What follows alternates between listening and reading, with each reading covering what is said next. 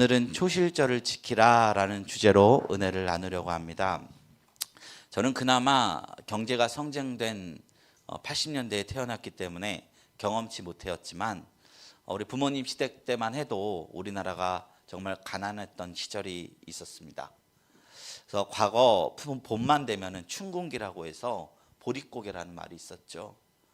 농사에 관련해서 아무것도 할 수 없는 겨울은 오히려 가을에 수확한 농작물들로 먹고 살 수 있었지만 만물이 소생하는 봄에는 도리어 먹을 것이 없어서 줄이던 시절이 바로 보릿고개였습니다. 그러다 보니까 우리나라에 발달된 음식 문화가 있는데 바로 봄나물이라고 합니다. 근데 이게 참 놀라울 정도로 우리나라에서 발달이 됐대요. 고사리가 이게 2급 발암 물질이 들어간 식물이라고 합니다. 그래서 가축들도 잘 먹지 않고 식물에 그 해충 피해도 없는 식물이라고 합니다. 근데 우리나라 사람들은 이거를 산속의 소고기라고 해서 말리고 찌고 하면서 잘만 먹고 있어요. 근데 이게 우리가 똑똑해서 된 걸까요? 아닐 겁니다.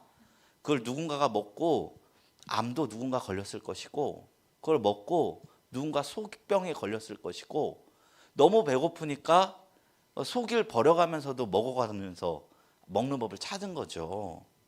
저는 가장 신기한 게 보고는 과연 누가 처음 먹었을까 이 생각을 합니다. 먹고 그렇게 죽어가는데도 기어코 먹는 법을 찾아내는 사람들이 있잖아요. 그 근간에는 기근이 있었다는 겁니다. 기근이 너무 먹지 않아도 죽고 먹어도 죽으니까 차라리 먹고 죽자 하면서 먹는 방법을 찾아낸 것이죠. 근데 이렇게 줄인 자들이 먹을 것을 찾듯이 성경에서도 말씀하시길 의에 줄이고 목마른 자가 배부를 것이라고 말했습니다. 배고프고 줄인 자들, 심령이 가난한 자들이야말로 세상에 별것 없다고 생각하는 그 하나님 나라의 의를 기어코 발견하게 된다는 것입니다. 만족하고 배부른 사람들은요, 이것을 발견할 수가 없습니다. 미국 시애틀에서는 고사리가 천지로 피어난대요. 근데 이민 온 한인들이 그 고사리를 캐가니까 현지인들이 왜 풀을 그렇게 잡초를 뽑아가냐 의아해 했다고 합니다. 보릿고개를 겪는 이들이 간절히 바랬던 것은요, 감자가 보리가 있는 초여름이었다는 거예요.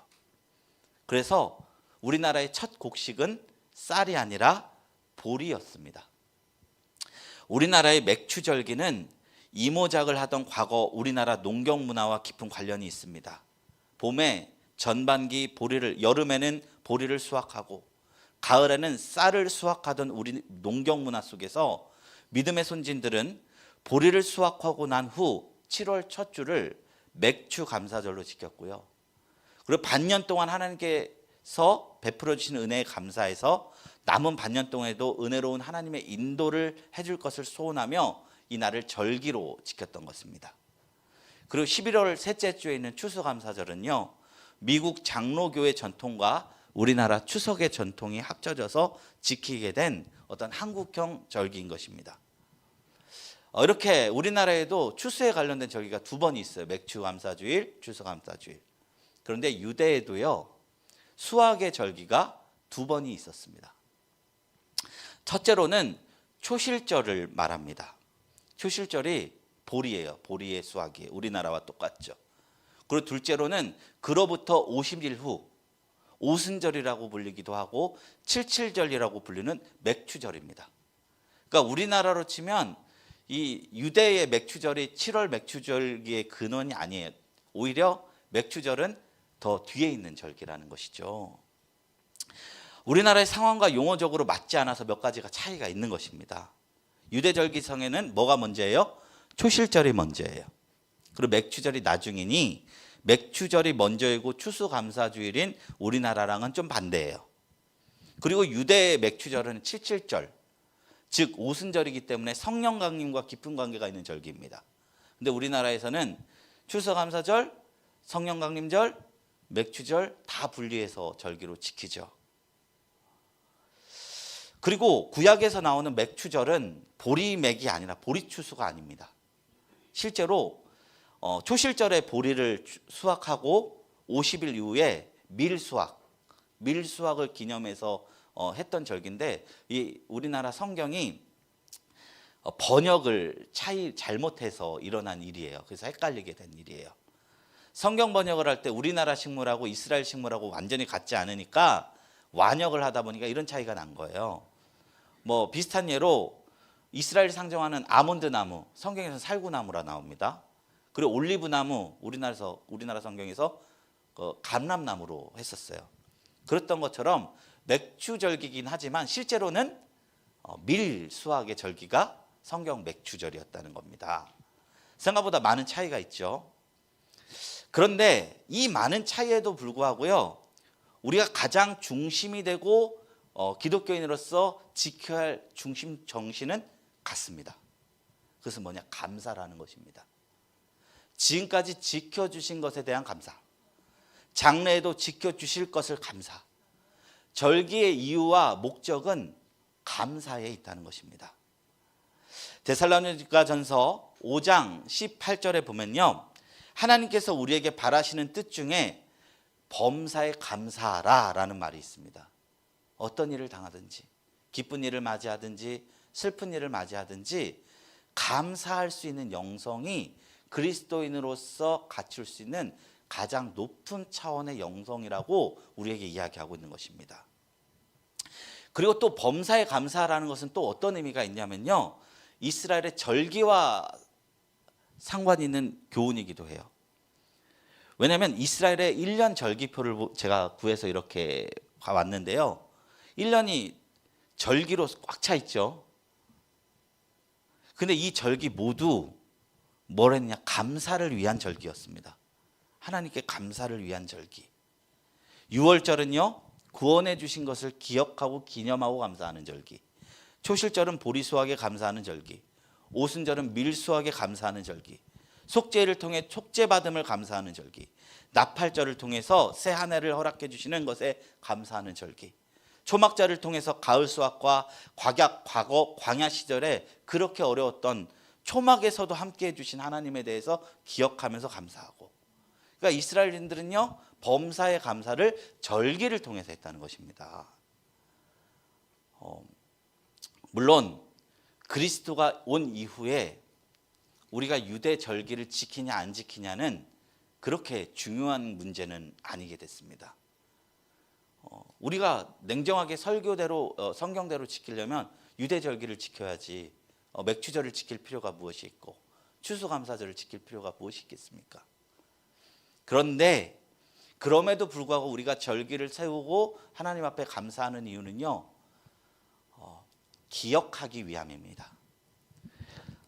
그 일본의 카메라 회사로 참 유명한 니콘이라는 회사가 있는데 그런 말을 했어요. 기록은 기억을 지배한다.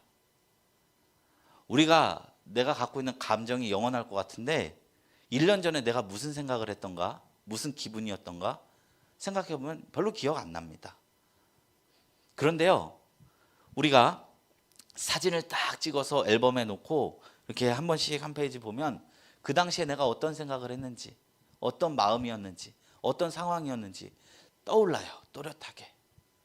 절기의 목적이 그것에 있다는 것입니다. 우리가 신앙생활을 관성적으로 하지만 이 기념일을 통해서 의도적으로 하나님이 나를 구원해 주신 사건이 얼마나 크고 위대한 것인지를 지켰을 때 우리에게 한 가지 유익이 있는데 감사의 유익이라는 것입니다. 율법은 장차올 것의 완전한 것의 그림자라였는데 절기는 무엇의 그림자냐? 감사의 그림자라는 것입니다.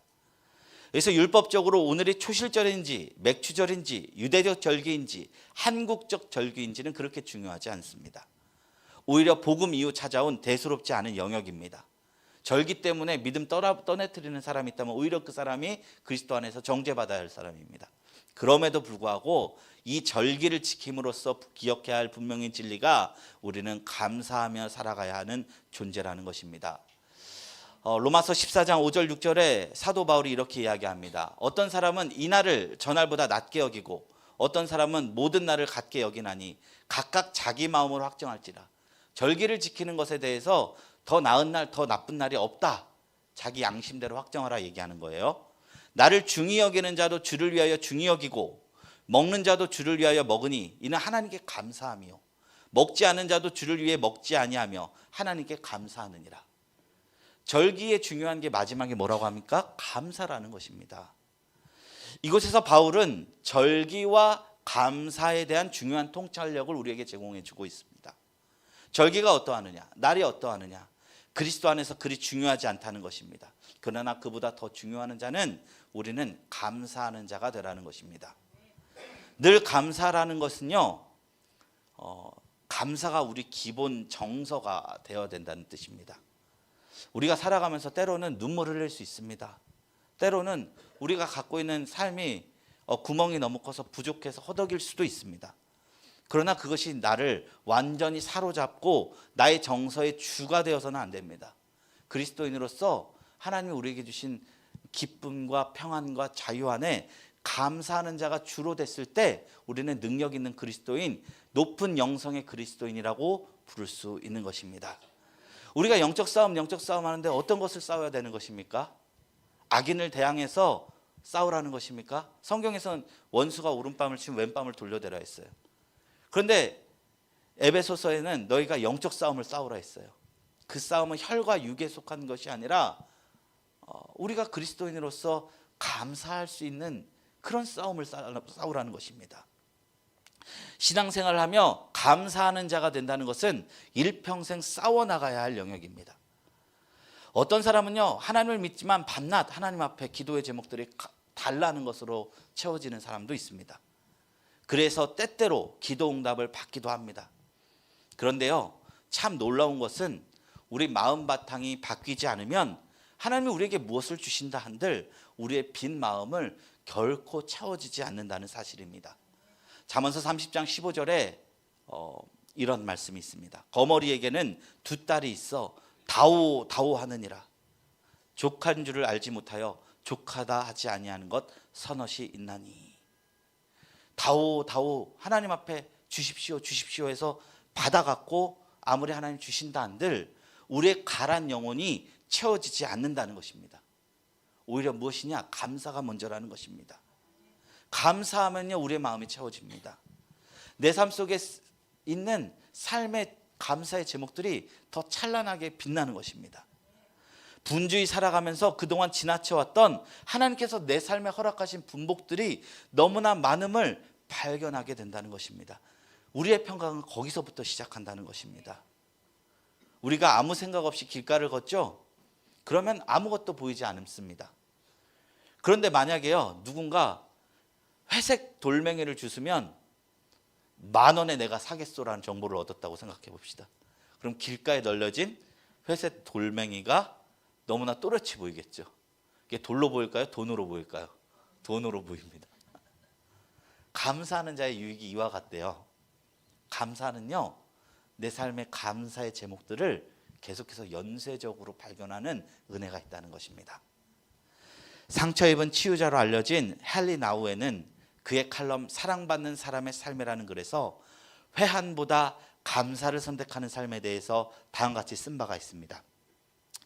나를 사로잡는 사실 하나는 우리가 감사하기로 결정할 때마다 새롭게 감사해야 할 것을 발견하는 일이 더 쉬워진다는 사실이다. 사랑은 사랑을 낳고 감사는 감사를 더 불러일으킨다. 너무나 은혜로운 말씀 같습니다. 우리가 비록 지금은 하나님의 사랑과 선택을 때로는 똑바로 느낄 수 없을 때도 있고 내가 인식하지 못할 수 있지만 하나님은 변함없이 우리를 하나님을 선택한 자녀로 삼아주셔서 언약적 사랑이라고 합니다. 하나님이 이스라엘 백성에게 항상 책망한 게 뭔지 아십니까? 너희 이내가 아침 이슬 같다라는 책망이었어요. 호세아서에 보면 이내를 물으셨어요. 너희가 하나님 앞에 오호라 여호와께 돌아가자. 그는 새벽빛과 같이 우리를 비춰줘서 우리를 용서하실 것이다. 이렇게 말하면서 돌아오는 이스라엘 백성에게 하나님이 너희 이내가 아침 이슬 같다라고 했어요. 이내가 무슨 뜻이냐면 제가 이 뜻을 너무나 이해하기 힘들더라고요. 이내라는 말을 우리가 쓰지 않아서 근데 제가 알았어요. 이게 어떤 의미인지. 의리예요. 의리. 너희 의리가 아침 이슬 같다. 하나님의 사랑은 언약적인 사랑입니다. 그러니까 우리가 남녀가 만나서 연애를 할 때 감정이 우선이지 않습니까? 호감이 먼저지 않습니까? 끌림이 먼저 않습니까? 근데 하나님은 언약의 사랑을 하신다는 거예요. 도장을 찍고 내가 너를 책임지겠다 하면 그 언약 안에서 사랑하겠다는 그 성격의 사랑이라는 것입니다. 그렇기 때문에 하나님은 우리가 인식하든 인식하지 못하든 느끼든 느끼지 못하든 변함없는 사랑으로 우리를 품어주시겠다, 이렇게 말씀하셨습니다. 우리가 느낄 수 없어도 하나님의 선택받은 자녀이고 하나님의 눈에는 소중한 존재이며 영원으로부터 사랑받는 존재, 영원한 사랑의 품속에서 안전하게 있는 존재로 부르심을 받은 게 우리의 존재의 모습입니다. 우리가 감사하기로 결심할 때 비로소 이 진리가 드러나게 됩니다. 우리의 상처와 아픔으로 발견하지 못한 감사의 제목들이 발견하게 되는 은혜가 있습니다. 땅속에 묻힌 부화가 감사를 통해서 보이는 것입니다. 그 놀라운 경험이 지금 이 자리에 있는 저와 여러분 가운데 있기를 주님의 이름으로 축원합니다. 여기로부터 세상이 줄 수 없는 하나님의 평강이 시작된다고 말씀하고 싶습니다. 골로새서 3장 15절에 사도 바울은 말합니다. 그리스도의 평강이 너희 마음을 주장하게 하라. 너희는 평강을 위하여 한 몸으로 부르심을 받았나니 너희는 또한 감사하는 자가 되라. 감사하는 자가 돼야 그리스도의 평강이 나를 주장할 수 있다는 것입니다. 감사라는 것은요, 아까도 말씀드렸지만 성도가 할 수 있는 가장 성숙한 신앙 고백입니다. 마귀가요, 우리를 우는 사자와 같이 집어삼키려 한다고 성경이 이야기하고 있거든요. 근데 마귀가 못하는 게 있어요. 감사하는 사람을 무너뜨릴 수가 없어요. 고난 가운데 감사하는 사람에게 마귀가 할 수 있는 카드가 무엇이 있겠습니까? 사탄은 그런 사람들을 무너뜨릴 수 있는 어떤 방법도 없습니다.